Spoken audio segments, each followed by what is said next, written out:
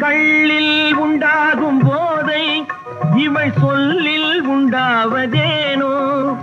கள்ளில் உண்டாகும் போதை இவள் சொல்லில் உண்டாவதேனோ?